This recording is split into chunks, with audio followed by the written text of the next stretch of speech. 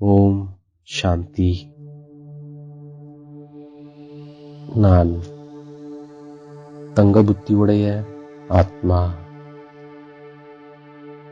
நான் பிரயோகி ஆத்மா. நான் அனுபவசாலி ஆத்மா.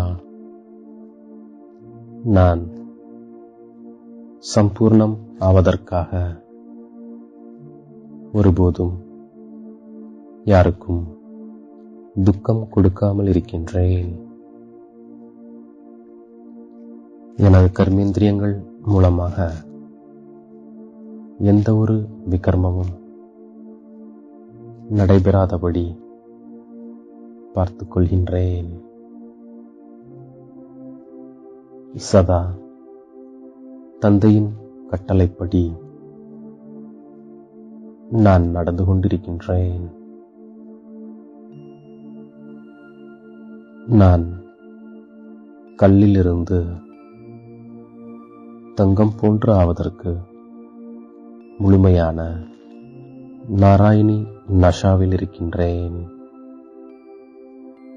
நான் தேக அபிமானத்தை விட்டுவிடுகின்றேன். நான் தங்க புத்தி உடையவனாக இருப்பதால் நான் தந்தைக்கு உதவியாளராக ஆகின்றேன். சேவையும் கூட எனது புத்தியை தங்கமானதாக ஆக்கிவிடுகின்றது. அதனால் நான் படிப்பின் மீது முழு கவனம் கொடுக்கின்றேன். சங்கமயுக பிராமணன் என்று இப்போது நான் உணர்ந்து கொள்கின்றேன். நான் சொர்க்கவாசியும் இல்லை, நரகவாசியும் இல்லை, புருஷோத்தம சங்கமயுகவாசியாவேன். நாம் சங்கமயுகவாசிகள் அனைவரிடமிருந்தும் தனிப்பட்டவர்களாக நாம் இருக்கின்றோம். யார் தாமாகவே முன்வந்து சேவையின் பொறுப்பினை மேற்கொள்கிறார்களோ அவர்கள்தான் அர்ஜுனன். ஞானத்தை பகவான் தான் நமக்கு சொல்கின்றார். ஞானமோ மிகவும் சுலபமானது. தந்தையின் கட்டளை மன்மனா பவ என்பதாகும். தந்தையின் கட்டளைகள் மிகவும் சுலபமாகவும் அதே சமயம் மிக கடினமாகவும் இருக்கின்றது. நாம் தந்தையின் நினைவில் எவ்வளவு இருக்கின்றோமோ அவ்வளவு பாவனமாக ஆகின்றோம். இப்போது நான் தந்தையின் ஸ்ரீமத் படி தேகத்துடன் கூடிய அனைத்து தர்மங்களையும் விட்டுவிட்டு என்னை ஆத்மா என்று உணர்கின்றேன். நான் பவித்திரமாக வந்தேன். 84 பிறவிகள் எடுத்து எடுத்து பதித்தமாக ஆகிவிட்டேன். இப்பொழுது பாவனமாவதற்கு தந்தையின் ஸ்ரீமத் படி நான் நடந்து செல்கின்றேன். என்னுடைய பாவங்கள் அனைத்தும் நீங்கிவிடும். ஆத்மாவானது தங்கமாக ஆகிவிடும் என்று தந்தை உத்தரவாதம் தருகின்றார்.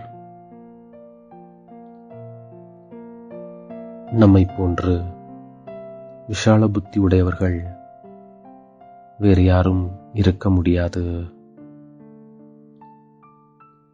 நம்முடையது ஈஸ்வரிய புத்தியாகும்.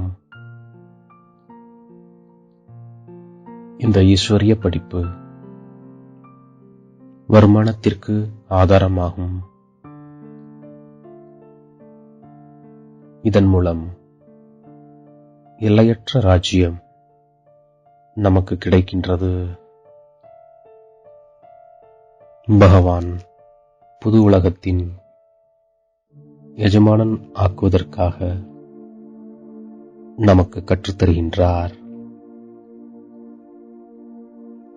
இப்போது நாம் படிப்பின் மீது முழு கவனம் வைக்கின்றோம். நாம் அணியும் பேட்ஜ் கூட ஒரு கீதை போன்றது. இதில் படிப்பு முழுவதும் இருக்கின்றது. நாம் தந்தையின் மூலம் கேட்கின்ற இந்த கீதையினால் 21 பிறவிகளுக்கு சத்கதி பெறுகின்றோம். இப்போது நாம் புருஷார்த்தம் செய்து ஏழைகளை பக்தி மார்க்கத்தின் விலங்கிலிருந்து விடுவிக்கின்றோம். நாம் அசிரியாக வந்தோம், அசிரியாக செல்ல வேண்டும். தந்தையை நினைவு செய்வதில்தான் முயற்சி இருக்கின்றது. அதுதான் நமக்கு பெரிய குறிக்கோளாகவும் இருக்கின்றது. நான் மனம், சொல், செயலால் பவித்திரமாக ஆகின்றேன்.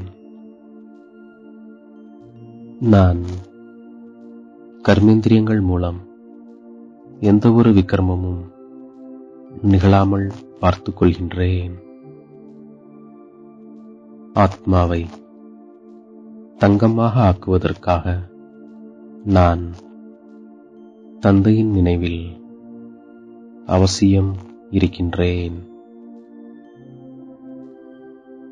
தேக அபிமானம் என்ற கடுமையான நோயிலிருந்து விடுபடுவதற்கு நான் நாராயணி நஷாவில் சதா இருக்கின்றேன்.